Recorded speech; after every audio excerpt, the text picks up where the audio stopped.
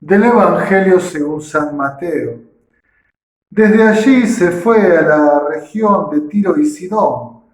Una mujer cananea de la zona salió gritando: Señor, hijo de David, ten compasión de mí. Mi hija es atormentada por un demonio. Él no respondió ni una palabra. Se acercaron los discípulos y le suplicaron: Señor, atiéndala para que no siga gritando detrás de nosotros. Él contestó: he sido enviado solamente a las ovejas perdidas de la casa de Israel. Pero ella se acercó y se postró ante él diciendo: Señor, ayúdame. No está bien quitar el pan a los hijos para echárselo a los cachorros. Ella replicó: es verdad, Señor, pero también los cachorros comen las migajas que caen de la mesa de sus dueños. Entonces Jesús le contestó: mujer, qué fe tan grande tienes, que se cumplan tus deseos. Y en aquel momento su hija quedó sana. Palabra del Señor, gloria a ti, Señor Jesús. La salvación de Dios llega aún más allá de las fronteras de los hombres. ¿Hasta dónde? ¿Cuál es su alcance? Para comprender mejor el Evangelio de hoy, algunos datos. En primer lugar, el Señor Jesús, que parece responder que la salvación está restringida a la casa de Israel. Es lógico, ¿verdad? Él era el Mesías esperado por aquel pueblo elegido, profetizado, anunciado. Ese pastor que iba a venir en nombre de Dios, Dios mismo, que iba a pastorear a su pueblo, al cual Jesús también califica como ovejas descarriadas, ovejas perdidas.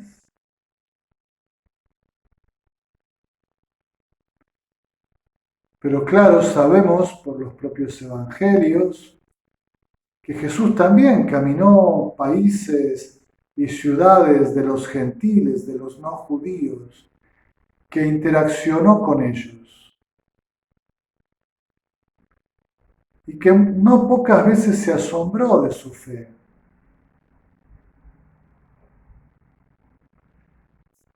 Hay como un proceso, parece, en el ministerio público de Jesús desde su pueblo Israel, abriéndose cada vez más hacia los gentiles en términos de universalidad de la salvación. El profeta Isaías, de quien vamos a leer este fin de semana la primera lectura, es un gran primer testimonio histórico de que la salvación es universal, que a la casa de Dios, en lo alto del monte Sión, tienen que confluir todos los pueblos, todas las naciones, a participar de los bienes de la alianza.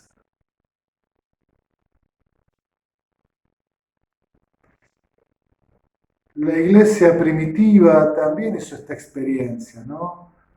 De comenzar por sus contemporáneos palestinos, los judíos de la primera alianza, e ir descubriendo que el Señor quería llevar la salvación a los gentiles. San Pablo se siente especialmente llamado a esta vocación, a este ministerio apostólico. San Pablo, la comunidad de los apóstoles, el mismo Jesucristo hacen la misma experiencia. Aquellos que teóricamente deberían estar más preparados, más armados, porque contaban con la elección de Dios, con los bienes de la alianza, con la ley, con la palabra de Dios, con los profetas, con los ritos sagrados. Bien, parece que no pueden responder. Y responden, sin embargo, los inesperados, los insospechados, los que estarían fuera de la elección en primer momento, los gentiles, los paganos.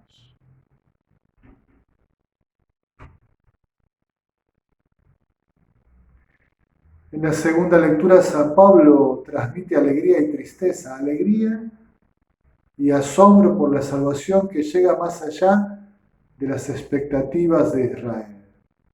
Tristeza por Israel que no puede aceptar en Jesucristo, tristeza de amor que no puede aceptar en Jesucristo la salvación de amor.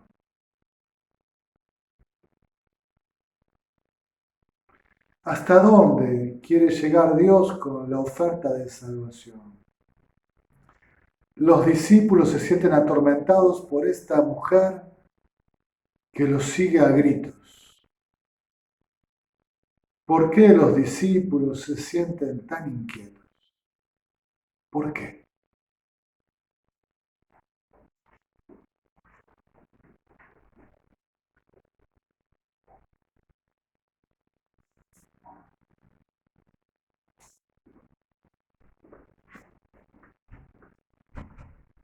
Algunos creen ver en esta inquietud de los discípulos atormentados por los gritos de la mujer pagana un reflejo de la situación de la comunidad de Mateo. Han pasado 60 años al menos de la Pascua del Señor cuando sale a publicidad el Evangelio según San Mateo. A fines del siglo I es de esperar, es de suponer que aquella primera iglesia tiene una mayoría de gentiles, solamente por la proporción de población que hay en Palestina o en la gran ciudad Jerusalén, con la proporción del mundo griego, del mundo helénico, Corinto, las grandes ciudades, Éfeso, Atenas, las que fuesen, ¿no? Y la comunidad de Mateo es una comunidad de judíos conversos al cristianismo, que por un lado ven asombrados el ingreso de la gentilidad en gran proporción a la salvación de Dios, y que se encuentran perseguidos, están celebrando, por celebrarse el sínodo de Yamnia, que va a expulsar en el año 95 a los cristianos de la sinagoga. Eran cristianos que querían seguir viviendo la fe de los padres, que practicaban ritos y costumbres que probablemente junto a la Eucaristía y la celebración cristiana seguían acudiendo a la sinagoga, y de pronto ahora se sienten expulsados por sus hermanos judíos, tratados como herejes y cismáticos, y al mismo tiempo, entre comillas, invadidos por la gentilidad. Están haciendo el proceso, digiriendo el grito de los paganos que piden salvación y son incorporados a la iglesia. Está siendo procesada ese grito en ellos. La mujer cananea no es una mujer sin fe, no es que a los gentiles les faltaba la fe, había simpatizantes cercanos a la fe de Israel que de alguna forma ya participaban, ingresaban por una puerta distinta a la explanada del templo, el famoso atrio de los gentiles. No podían ingresar, claro, pero simpatizaban, leían la ley, se intentaban conducir bajo las normas de la fe judía, simpatizantes que querían convertirse, que se aproximaban cuanto podían, cuanto les dejaban, según su mentalidad religiosa. La mujer clama con un título tan judaico, ¿no? Señor, hijo de David, ten compasión de mí. Frente al silencio de Jesús, frente a las respuestas a los apóstoles, ella insiste más, se tira a los pies de Jesús, se postra en señal de adoración. Señor, ayúdame, socórreme. Ese diálogo tan interesante, ¿verdad? Es muy probable que algunos en Israel hablaran de los gentiles en términos despectivos, los perros de los paganos, destratándolos. Jesús parece utilizar un lenguaje más cariñoso, los cachorros de la casa, queridos, conviviendo con los de la casa, alegrando la convivencia diaria, en amistad.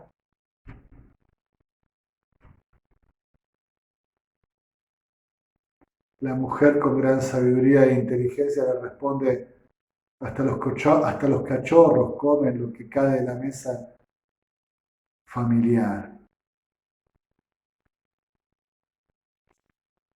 Hoy quizás estamos acostumbrados a tener una gran sensibilidad con las mascotas, compramos alimento especialmente fabricado para ellas en los lugares donde se dispensa.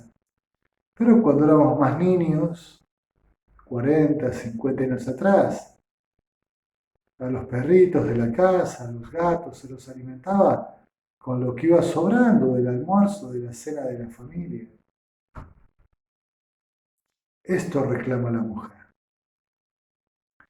Y entonces Jesús se queda impresionado por su fe y le concede el milagro de ser liberada su hija del mal. Porque en la tierra de los gentiles también el mal hace estragos. Ahora la fe es liberadora.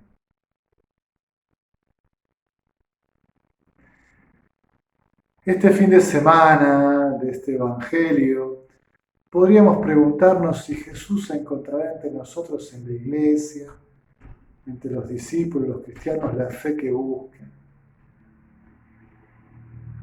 Nosotros estamos bien armados en el sentido de tener recursos, ¿no? Tenemos la Eucaristía, la palabra de Dios, la gracia de los sacramentos, la oración, los maestros espirituales, los pastores, la vida comunitaria. ¿Encontrará fe? La pandemia fue un desafío. ¿Qué tipo de fe encontró el Señor en medio de esa situación adversa? Nuestras respuestas pretendidamente de fe fueron de fe. Las respuestas de fe fueron minoritarias y clandestinas, a contracorriente de lo que planteaba la mentalidad del mundo. La gran iglesia se plegó masivamente y con poco discernimiento tal vez. ¿Cuál fue el resultado? Hemos hecho penitencia, hemos hecho algún tipo de discernimiento después de la pandemia. Una iglesia debilitada que salió más debilitada de su forma de vivir la pandemia. No parece que la fe esté en un momento brillante, fervoroso, que la fe haya crecido. Sí parece que está siendo purificada, que quizás muchos pierdan la fe, que no tantos, algunos pocos la conserven fielmente con cierto tono de radicalidad martirial, testimonial. Parece que son tiempos para preguntarnos cuál es el estado de nuestra fe.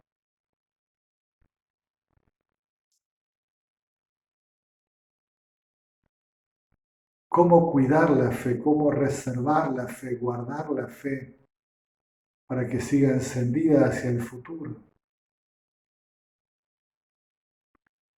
Quizás podamos levantar la mirada alegres y asombrados porque la fe surge y florece donde menos esperábamos. Hermanos, cuidemos la fe que salva. hasta dónde llega la salvación de Dios? ¿Qué alcance tiene? ¿Hasta dónde encuentra fe? Cuando encuentra fe, Dios responde. Entre la fe y la salvación hay una evidente reciprocidad. La salvación, la oferta de salvación, inicia la fe, provoca la fe, hace crecer y madurar la fe. La fe llama a la salvación, la implora, la desea. Dios responde a la fe ofrecida. Cuando el Señor encuentra fe, ofrece la salvación. Esa fe que encuentra, evidentemente, Él la siembra, Él la alienta. Él, en su gracia sabia y misericordiosa, promueve la fe y ofrece la salvación. En alabanza y gloria de la Santísima Trinidad.